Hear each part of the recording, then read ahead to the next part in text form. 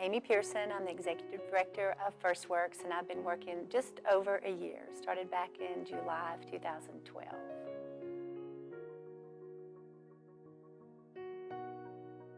And we needed a new home for scouting, so it ended up here at Highland Heights United Methodist Church, and found people of like minds in the neighborhood, and just fell in love with this neighborhood. It seemed to be one that there wasn't a lot of attention devoted to. Other neighborhoods were getting a lot of attention, and something just drew us here. And the people and the neighbors that have been here a long time, and then the families that are so transitional, have made us want to stay here and be a part of the community.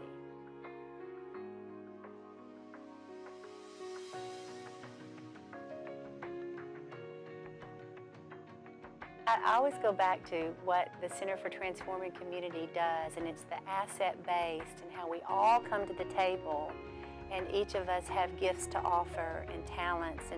And I remember the coalition that Anna Terry started.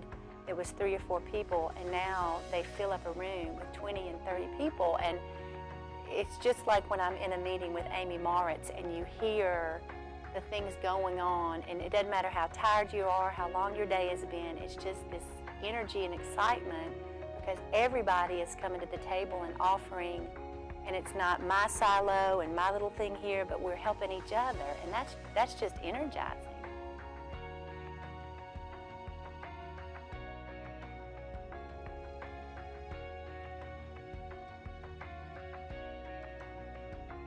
So I see it as Center for Transforming Communities is that umbrella, and FirstWorks is a piece that helps the families, and especially the children in the schools, to be successful in school. It's a tutoring program, and then a meal is provided 2 times a week for the children.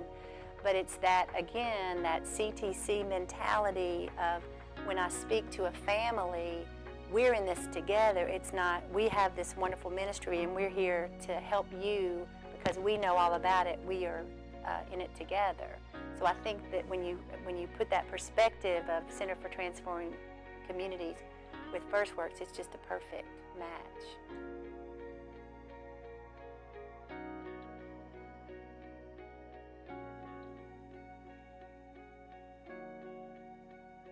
The kids, we have 1st through 8th grade, mainly from Treadwell Elementary, a few from Grahamwood, and Brinkley Heights Academy.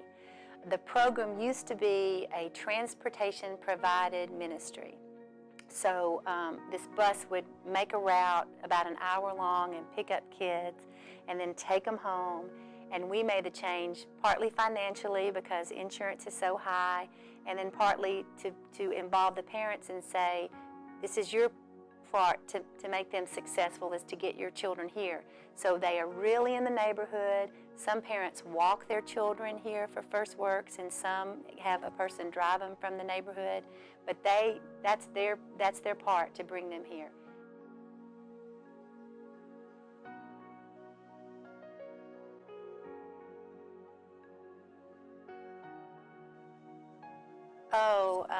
Creativity. One of the summer camps, we visited the Rhodes campus, and I'm going to college here. I liked it, and never seeing a dorm room, never seeing what a library looks like. So to spark that interest, and then one of our kids helped with our vacation Bible school at St. Luke's, and he was in the art room because he wants to be an art teacher or a fashion designer or something, and to recognize that it doesn't have to just be math or science, but whatever gifts they bring, I guess, and they all have so many different kinds of interests.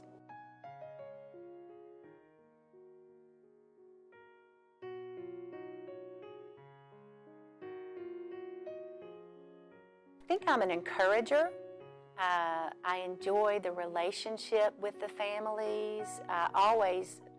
I stumble into things. I don't have one of the, we have a daughter who knows exactly what she's going to school for, and she's going to come back in Memphis and she's going to teach kindergarten, and I stumble into things, and so I always feel that I'm lacking, but I have that passion for the community, for the families, for the success of the children, and I think that passion encourages others.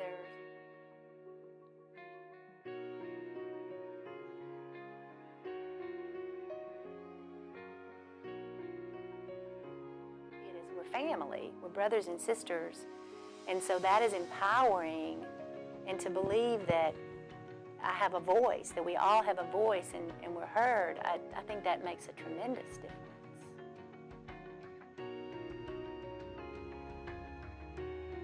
And so the Tuesday-Thursday camp was really devoted to education. The theme was Epic, the movie, so we all went to see the movie. And then we talked about the forest and the life cycle of beetles, and one of the highlights for me was a dead log.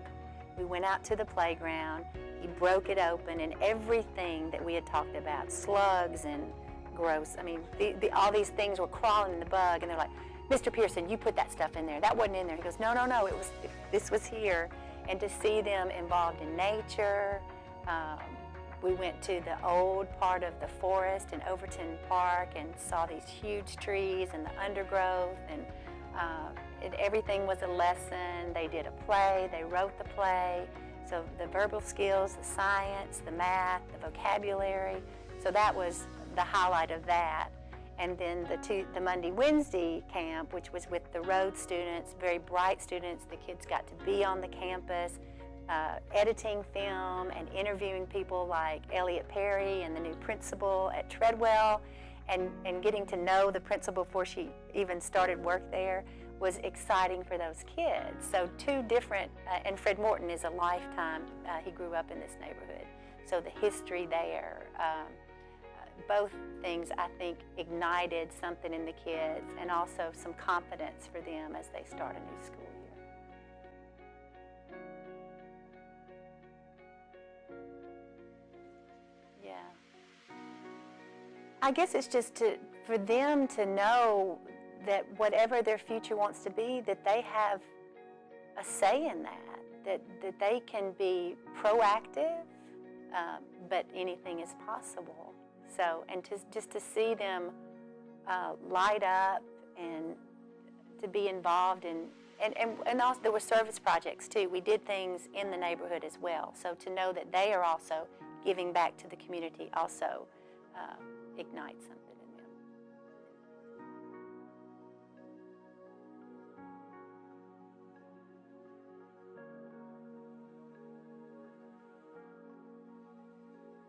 them. Two things is more Saturday training for parents.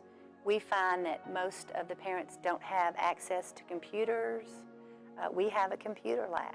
So to have them have a place that they can use the computers, learn how to do more on the computers is an easy thing for us to do. We had a neat thing with the Earned Benefits program, and we had a few of the parents come, and so we were in connection with some other people from the building on Merton, and that was exciting. So involving the parents more so they understand it's more of a family program and not just for their children.